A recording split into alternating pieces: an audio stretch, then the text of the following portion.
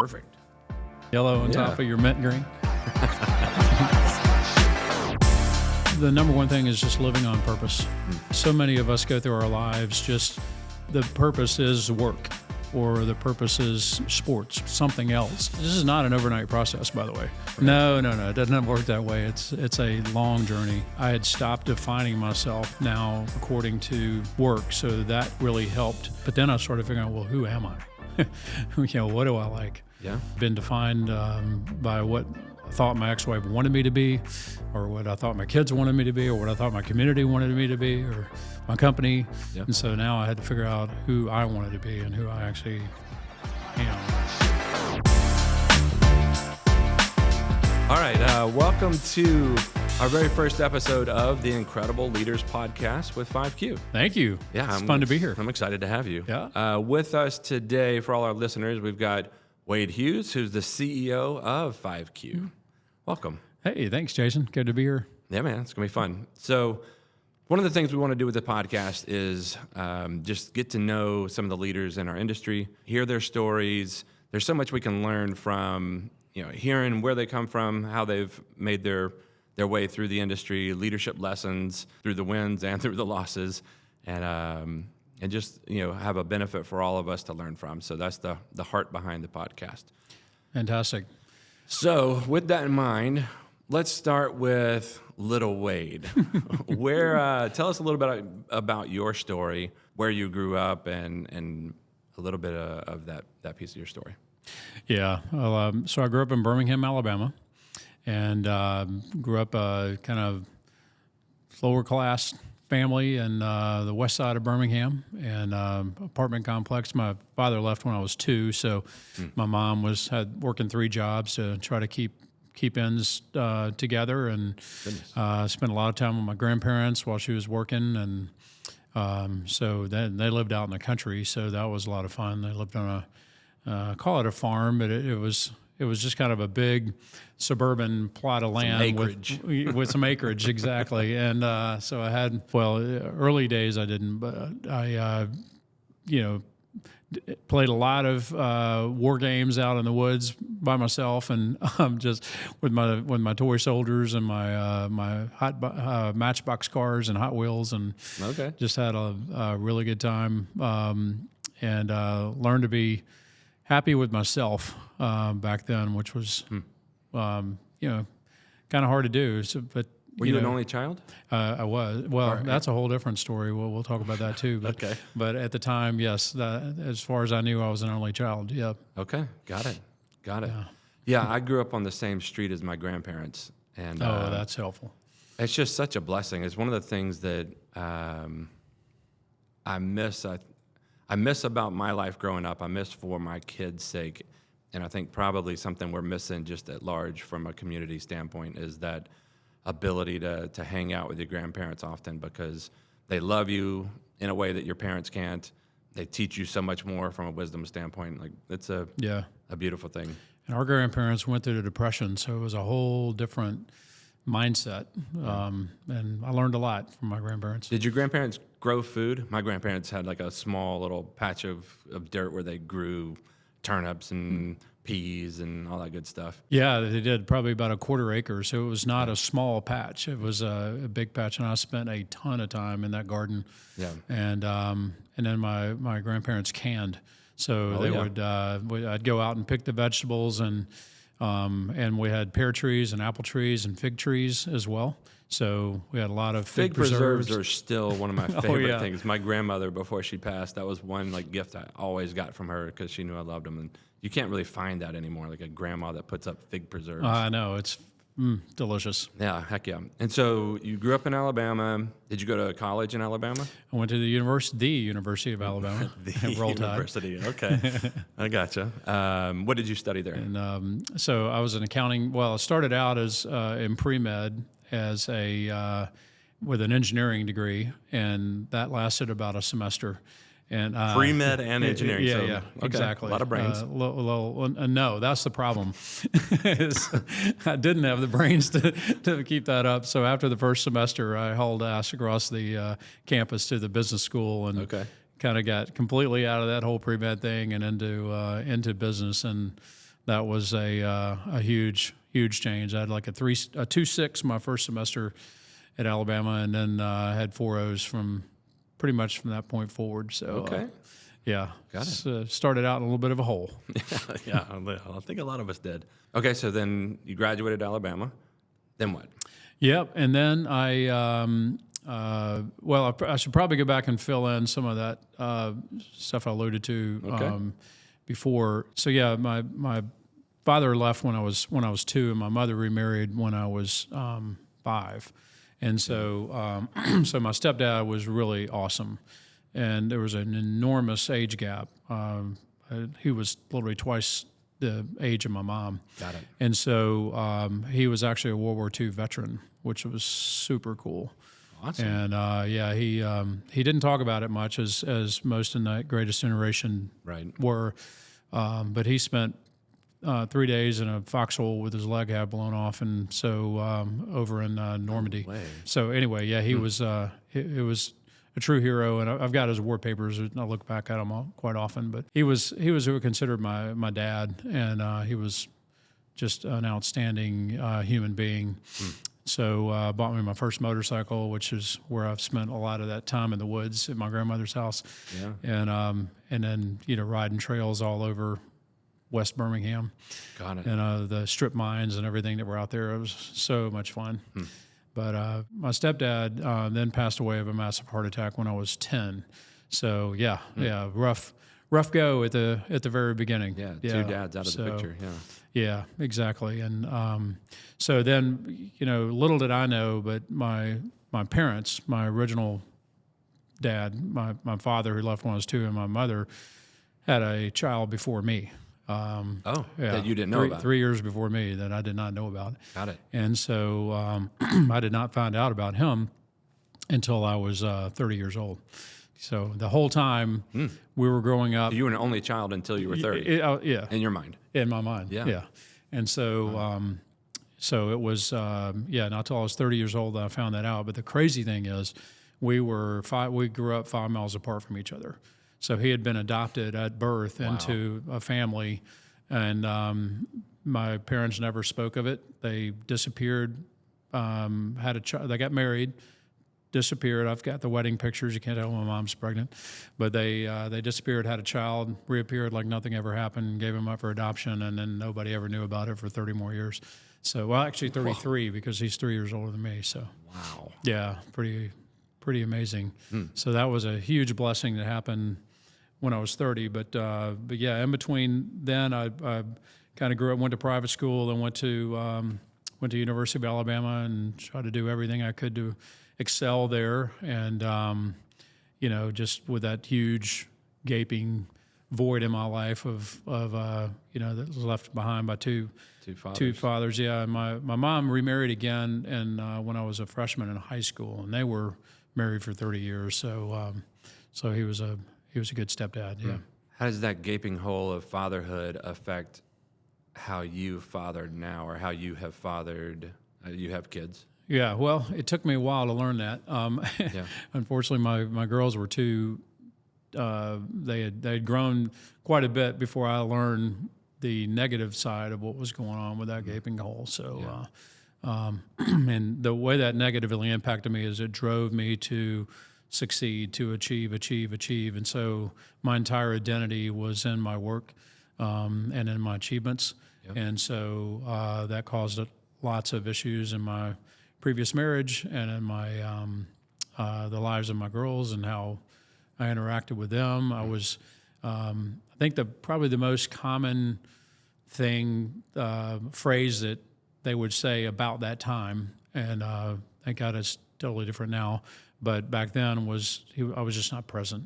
Mm-hmm. I was physically present, but I wasn't emotionally present. I wasn't dialed in, and I just wasn't there, because I was always thinking about something else and thinking about where I needed to be or what needed to happen at work. And but I was going through all the right motions. I was coaching softball. I was doing, I was there physically for the most part. I did travel a good bit early in their lives, but anyway, it was that was a tough thing. How did you get to that place of awareness? there obviously had to be something that happened in that timeline that you went from unaware that you were focused maybe on the wrong things and not present to aware that I'm not as present as I want to be and I want to make a change. Like, Yeah. A huge part of it was my ex-wife wanting a divorce. That was a big knock upside the head. But I think the other huge knock upside the head was when my biological father passed away. Okay. So, fast forward, my brother had gotten to know him, and my brother didn't even know he was adopted. So he had to go through a whole process of, once he figured out he was adopted, then he had to go find his family, which is a very long story. Yeah. But he did. He found my grandmother. She was still alive at the time, and then got to my father and my mother through her, not knowing who he was. He kind of disguised who he was as a old friend, and so anyway, my grandmother put him in touch, and so he had developed a relationship with our father, and so he called me to say, "Hey, by the way, our father died," and I had no relationship from 2 to, I forgot what year that was. I was probably 35 at that point, and so I was like, well, sorry to hear that. That's rough. I know it must be bad for you. Because you didn't know him. You didn't have an emotional attachment Right. at that point. Right. And so my brother said, yeah, it is. And he said, I was guessing it would be for you too, huh? And I was like, nah, I'm fine. Right.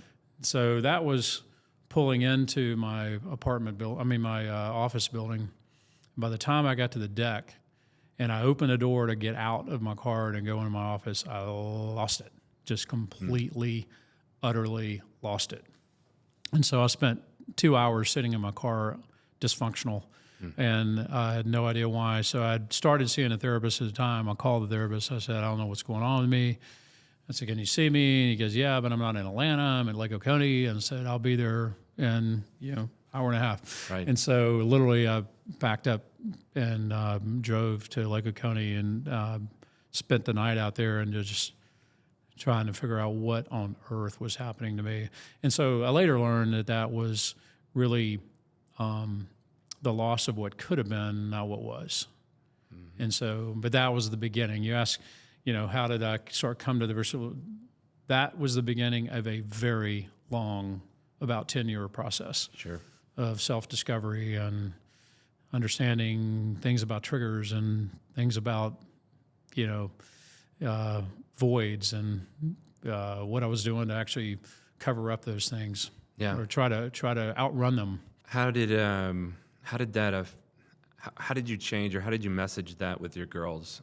Because, you went from being present to being a present dad, and thinking of the leadership lessons that we can all learn here as you became aware. Like, how did you change, and how did you communicate that with your girls? Yeah, I think the number one thing is just living on purpose. And so many of us go through our lives just the purpose is work, or the purpose is something of sports or something else. Sure. And so we put all of our self-worth into that. And I think the beginning of this is not an overnight process, by the way. It wasn't like, oh, okay, I went to therapy and then the next day I'm like, hey, I'm present. Right. No, it doesn't work that way. It's a long journey. Yeah. Because there's all kinds of defense mechanisms you've built up over time.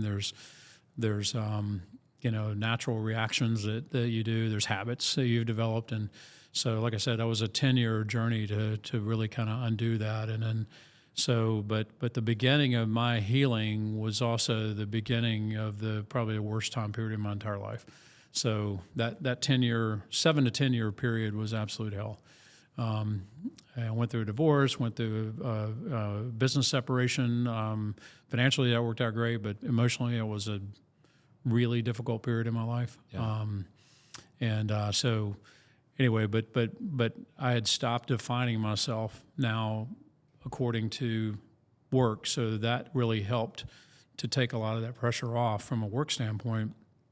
And but then I started figuring out, well, who am I? What do I like? Yeah. I'd been defined by what I thought my ex-wife wanted me to be, or what I thought my kids wanted me to be, or what I thought my community wanted me to be, or my company. Yeah. And so now I had to figure out who I wanted to be and who I actually am. And so I had a coach that came along at the perfect time. And Funny how that happens. yeah, it is.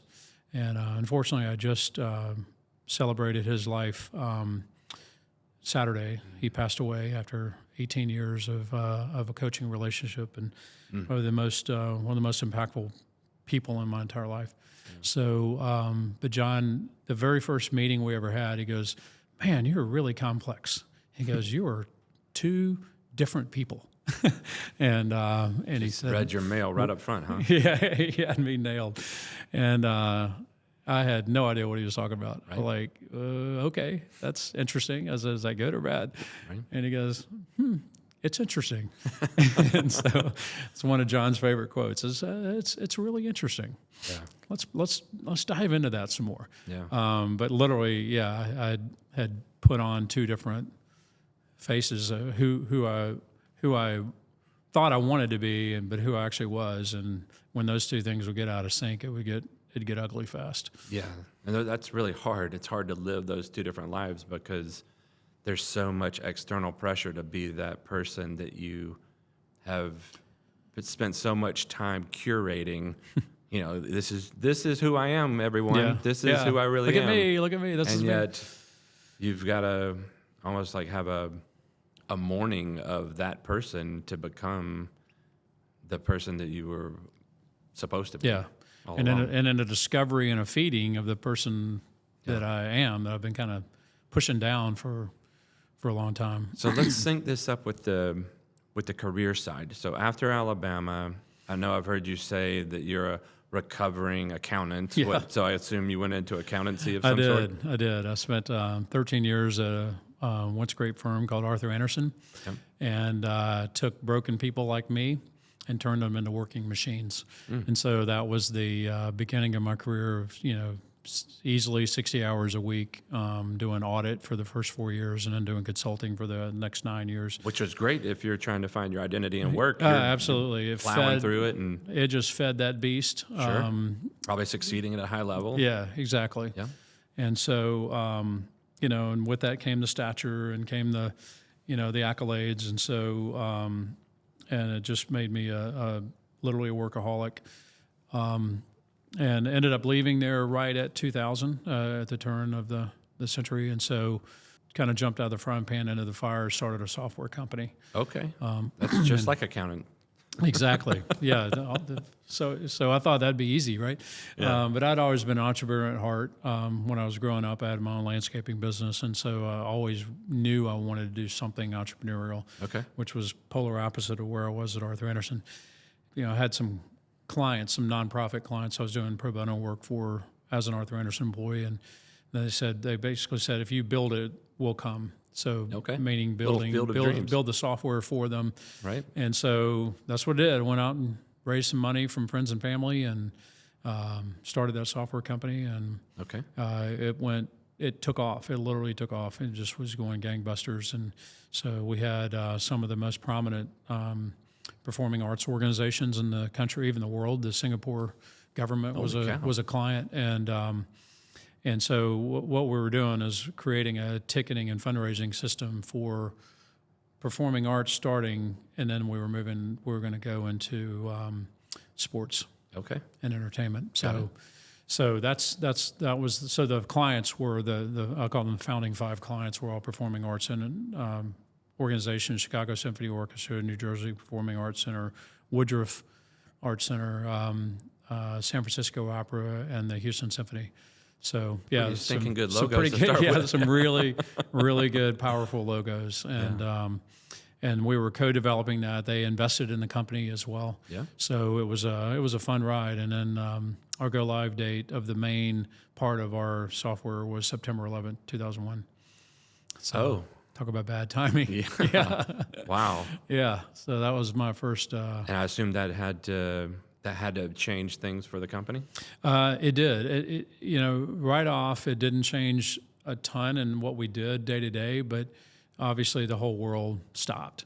and not dissimilar to COVID, but very different. And the world was on, it was complete panic mode. So what happened with us is we had a letter of intent for a $2 million investment, and that was going to be the investment to get us over where we were, which was, early stage venture funded startup, to the next level of development. And so I had enough revenue to operate, but we didn't have the product, wasn't fully complete. Yeah, you so couldn't scale. we were going through the various stages of rolling out functionality in that product to serve the full life cycle needs of our clients, and we weren't there yet. Yeah. And so then we started trying to use operational cash to fund development and squeezing payables, and there's only so long you can do that. So literally 14 months later, we sort of handed over the keys to the 8,000-pound gorilla that we'd taken most of the clients from, and just exited. And lost everything. So I've done that twice. Gone out on my own, had the entrepreneurial seizure. Seizures, yeah, that's from the E-Myth, where I thought, I'm successful in this one area, then I can definitely go out on my own and be successful. yeah, you're invincible. Twice have burned through all my own personal cash to fund that. Twice have failed miserably. I know for me, you talked about identity. When you lose that, especially for men who get a lot of our identity from what we do, yeah. How did that affect you from an identity and ego? That sounds like the first real big loss that you took. Yeah, it was. It was the very first, and it created a massive void in my life, and and I was desperately trying to cram things into that void to make up for it. It was terrible. So because who are you if you're not the successful, win at everything guy? Yeah. Actually, you just did the opposite. You lost it all. Yeah, exactly. And so, fortunately, from a work standpoint, within a couple of months, I was working in a very small company that with a guy who's still a very dear friend of mine, and he actually recognized the work beast that I had become over time, and he had a complete different philosophy around life. So he really taught me to take things slower, to really enjoy life outside of work. A very small company. There was a life outside of work? I had to learn discovered that? Yeah, I had no idea. I was like, wow, this is really neat. Yeah. So the colors are brighter out here. How about that? So anyway, it was really good. A wonderful experience working with John Sudis, and then and John and I still keep in touch to this day. And but I had moved on, so I did that for 4 years, and then moved on from that back into staffing business with some ex-Arthur Andersen guys that I had worked with for years and years. Okay. One of them was an investor in that first company I was talking about. So they decided to give it another ride. Yeah, so he called me and said, "Hey, I want you to come over here." And he said, "Even after I lost your money?" And he was like, "Nah, just don't even think about it." So, I came over, and within the first 18 months was leading that company, and I did that for 7 years. So I led that company from about 2.9 million to 63 million in revenue, and then Fair amount of growth. it was a fair amount of growth, and over a 7-year period. And I exited that company in 2014, and that was kind of right in the middle of all the hell that was going on in my life at that time. As though losing the first company wasn't, it got worse. So, yeah. So here we are, you're 2014, you're exiting a company that was wildly successful, but your personal life is in shambles, and you're kind of starting to identify and rebuild, and here comes 5Q. Mm-hmm. So I want to pause this story and ask this. What did you learn through those 3 jobs, the first entrepreneurial job, the short 4-year period working with John, I think his name was, the 7 years with Intersect Group? What did you learn from those highs and lows that you knew you wanted to bring to this place, 5Q? From a personal standpoint, I had that parallel journey going on beneath the surface, right? And that was the personal side of me had disconnected from the business side. And so I now no longer had my identity tied up in my work.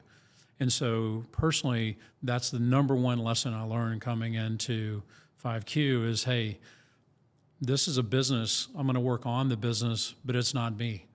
You know, I'm in it, but I'm not. It's not who I am.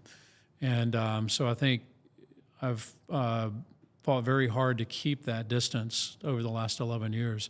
And the great thing is, my partners were the same way. They had not gone through the crazy times I had gone through.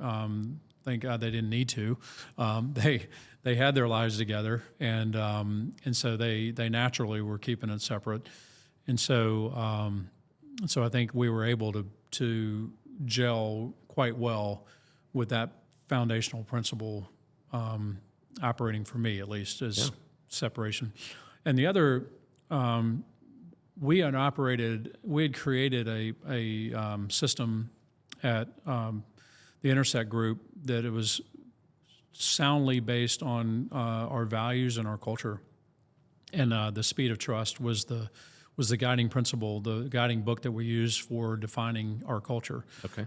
13 behaviors of the speed of trust and the 4 cores.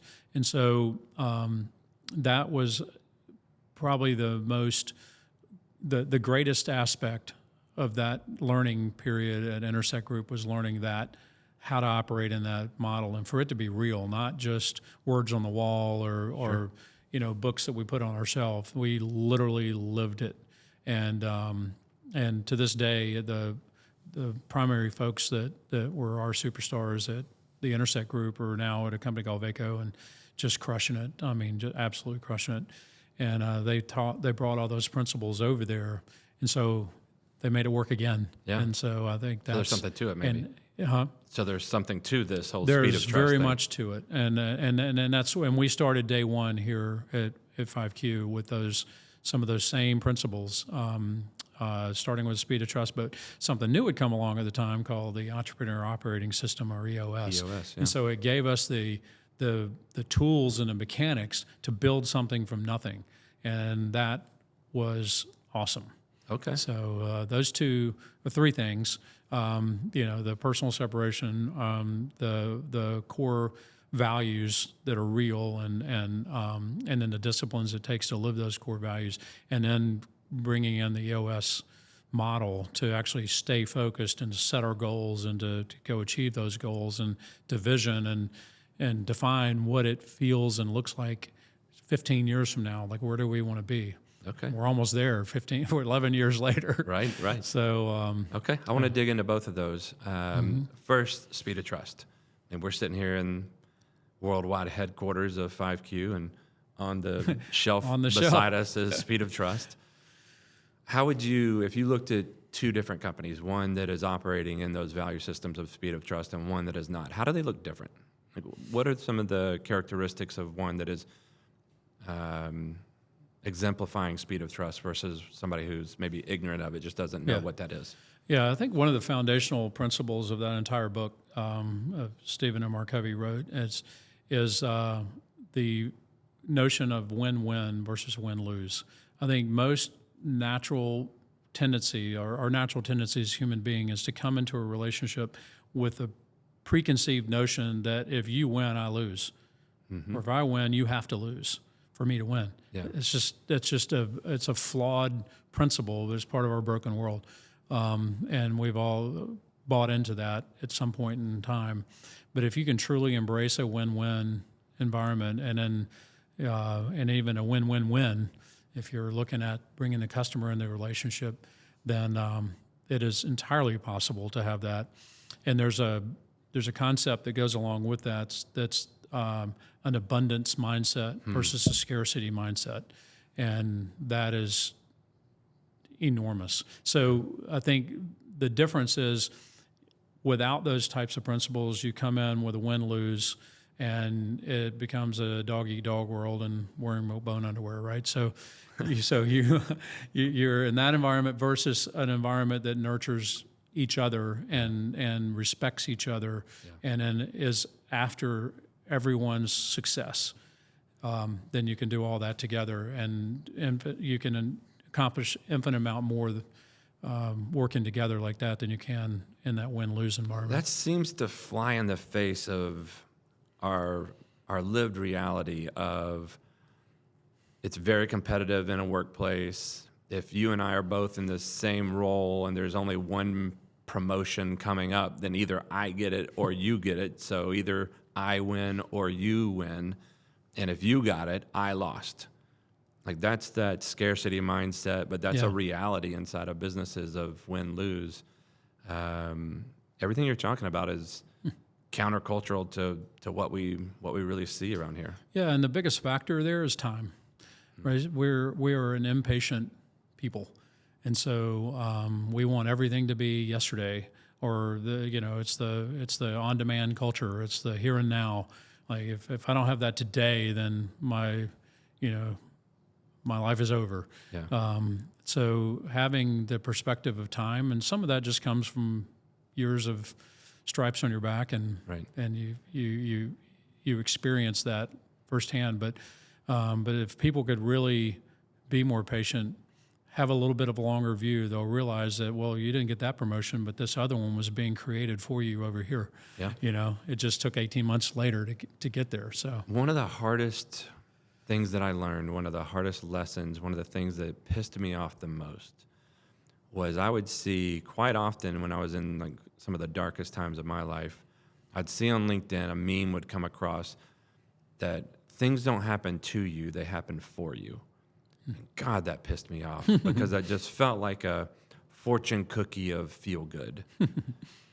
But with hindsight, I can look back at all those things that I thought were really bad for me that were against me, and man, were they not for me. yeah, Like it's such a perspective change that when you can see that things are happening for you and not against you, it really helps you adopt a whole different mindset and allows you to grow through things versus be victimized about them. Yeah, I mean, for those of us who are driven by faith, there's the Bible verse that just says, all things work together for good. It doesn't mean all things are good. Right. There's lots and lots of bad things, Sure. but all things work together for good. And so sometimes the bad things are shaping you for something you couldn't have handled otherwise without going through the fire. And time, you're right. Yeah. Right now it sucks, and right now I can't see it, but with time you do see the lessons. Time. The second thing you mentioned was EOS. How did you guys start with EOS? How has that framed what you do here at 5Q? So in between, September 2014 and then July 2015, when officially joined forces with the founders of 5Q, I was doing a lot of studying, a lot of reading, a lot of redefining myself and my career and what I wanted to do. And I think that's when I came across this whole EOS, this operating system. I'm like, man, I wish I'd had this 2 companies ago. Sure. This is fantastic. So it combined all the books like Jim Collins that I'd studied before, even Stephen Covey. All those principles kind of came together in almost a how-to manual of how to build a business. And so I was evaluating 4 or 5 other businesses as well when I met the 5Q guys in January 2015. But I'd found that, and then I realized that, well, this is a mechanism to deliver what we really, a great company, a truly great company. Yeah. And so that was not even knowing what the company would be, what industry would be in, what services we would provide, what kind of people we'd be working with. I had no earthly idea. But I knew I was putting together the ingredients to make a great company. One of the things about EOS is there's a Vision Traction Organizer, VTO. And I know you guys still refer back to one of those first ones. July 15. Yeah. What were a couple of the things that you guys put on that as far as goals that you were going after for 5Q?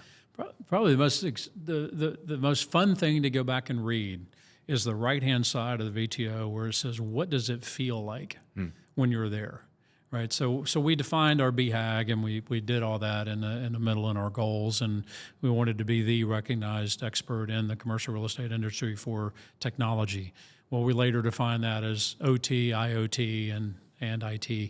So we further refined that stuff, but that was really important. But when we really listed 20 things about how it would actually feel, and you go back and read that, and we go, oh my gosh, we're there.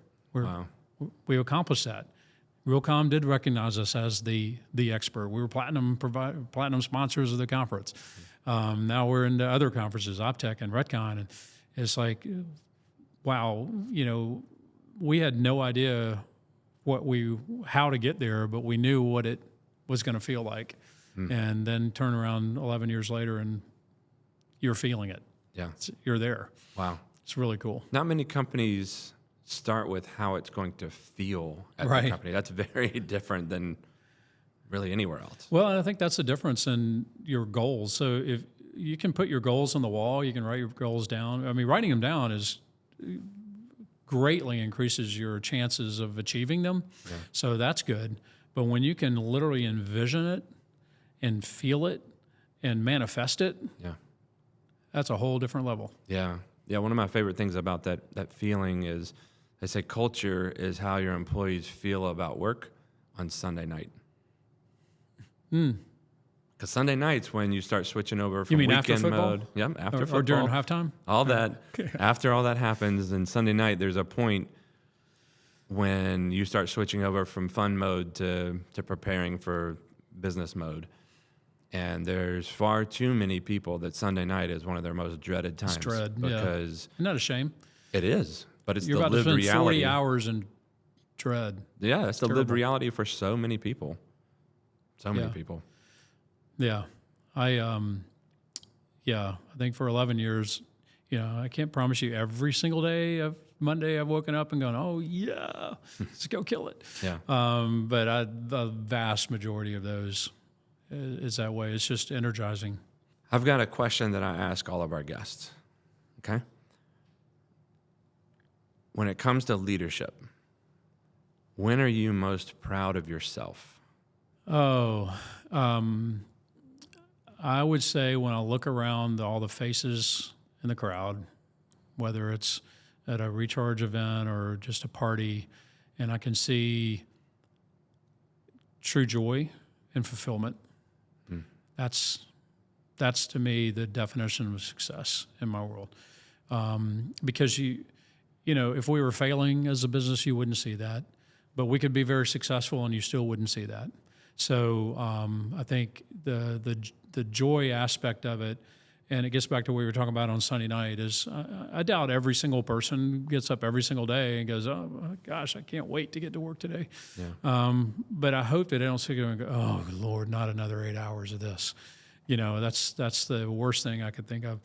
And I don't see that. And we recently had our recharge event in October, and it was just so incredibly cool to see the faces and people truly engaged in what we're doing here. Yeah. And I think that's a definition of success when they can feel what you defined 11 years earlier, and then they truly feel it. Yeah. Yeah. Yeah, that's awesome. For the people that are listening to this who resonate with the middle of your story, who maybe want to define their purpose, it's been work or it's been something else that's leaving them a little more empty than they wish. How would you suggest, what advice would you give for people that want to dig in and find a deeper purpose in their life and in their work? I would love to talk to them. I really would. That is kind of my purpose, my longer term purpose in life, beyond 5Q and beyond the, being the dad right now that I am.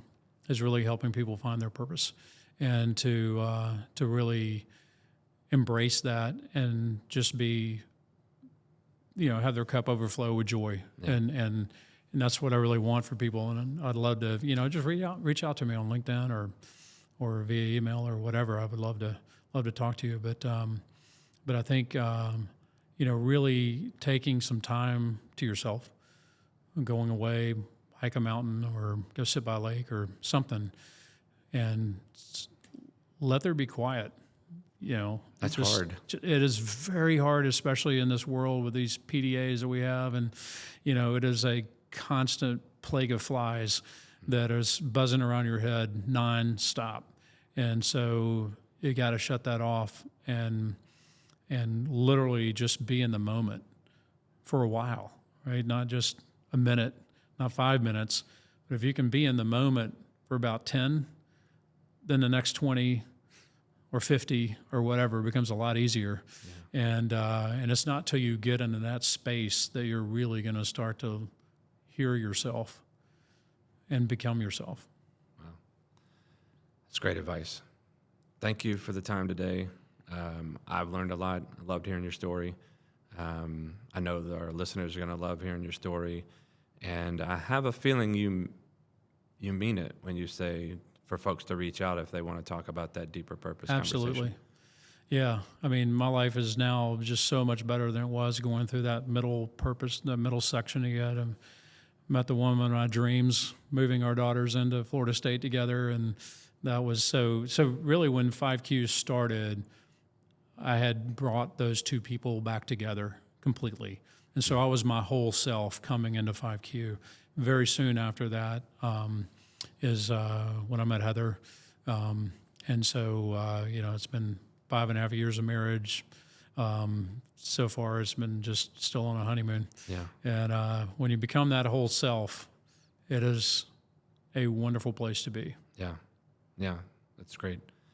Thank you for the time. Really appreciated it. Thank you, sir. Woo.